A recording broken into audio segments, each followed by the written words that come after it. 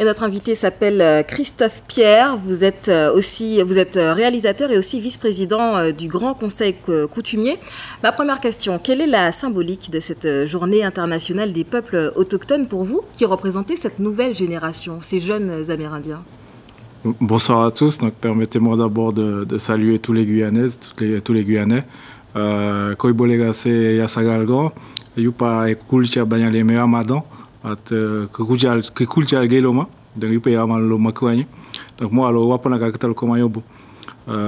voilà, je tenais à utiliser ma langue maternelle, la langue kaligna, pour saluer et j'espère que les peuples autochtones et que tous les Guyanais ont bien passé cette journée qui avant tout, pour répondre à votre question, est une journée de revendication, de militantisme, de résistance et qui a été promulguée par les Nations Unies il y a plusieurs années de cela. Donc aujourd'hui en Guyane, il y a une déclinaison portée par la collectivité territoriale de Guyane depuis 11 ans maintenant. Mais c'est vrai qu'il faudrait saluer toutes les initiatives qui ont été prises dans les villages, puisqu'aujourd'hui il s'est passé des choses au village de Mana, au village de Prospérité à Saint-Laurent, au village Pierre, au village Bellevue, à Camouyéné, à Sainte-Rose de Lima. Il y a eu la marche à 16h du Mont-Saint-Pérou cet après-midi. Donc aujourd'hui, ça prend une dimension, territoriale et les populations, les villages s'approprient cette journée de célébration, mais qui, je pense, n'a pas encore dépassé le stade de la résistance et des revendications. Aujourd'hui, on a eu des élus et des services, des représentants de l'État qui ont pris la parole, mais le constat est rapide à tirer, c'est que l'État ne fait pas encore suffisamment preuve de prise de responsabilité face aux revendications des peuples autochtones à plusieurs dimensions, que ce soit au niveau de leur paillage illégal, que ce soit au niveau de la reconnaissance officielle des droits des peuples autochtones. Enfin, il y a plein de dossiers où ça n'avance pas, donc c'est vrai qu'il est important de porter un agressat ce jour-là. C'est vrai qu'il est important d'être présent dans les villages, mais il serait beaucoup plus marquant et beaucoup plus important que le gouvernement et le représentant de la République française, donc en l'occurrence le président de la République, se penche vers des questions et des positions beaucoup plus tranchées sur la reconnaissance des peuples autochtones. Et à ce propos, justement, vous parliez de résistance, vous parliez de revendication. Vous avez été en première ligne concernant le projet Montagne d'Or.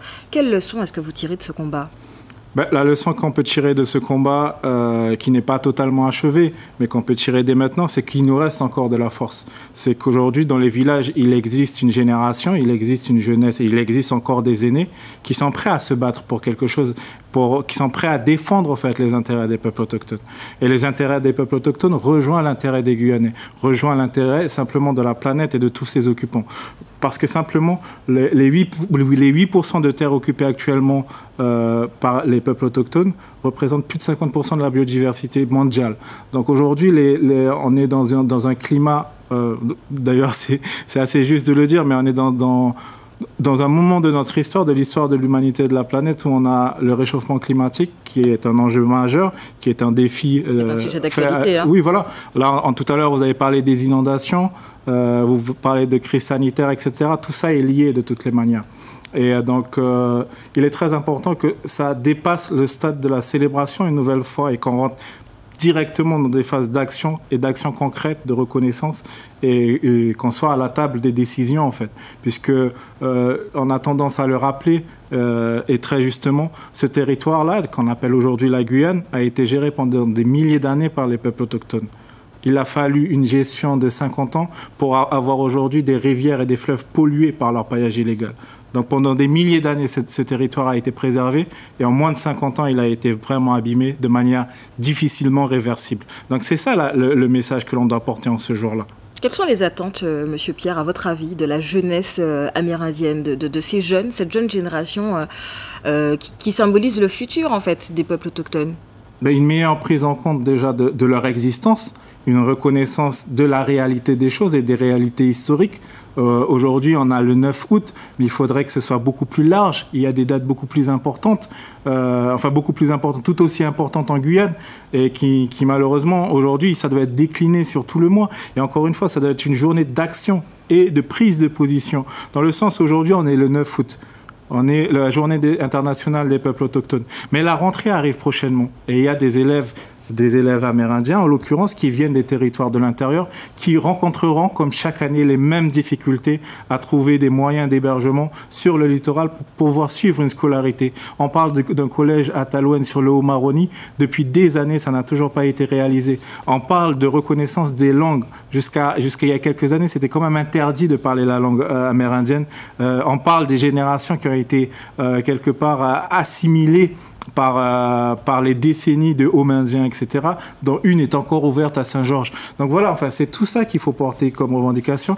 Et encore une fois, c'est la capacité des institutions à accompagner les initiatives qui sont prises au sein des villages. Aujourd'hui, nous avons des associations amérindiennes, que ce soit à Kenaituna sur le Haut-Maroni, que ce soit Koipewako à Trois-Sauts, Kamopiwan à Kamopi, Yakuale dans l'Ouest, qui font un travail qui est remarquable et qu'il faut continuer à accompagner, continuer à renforcer. Merci beaucoup, Monsieur Pierre, d'avoir été notre invité. Je rappelle que vous êtes porte-parole des peuples autochtones en Guyane. Merci beaucoup d'avoir été avec nous.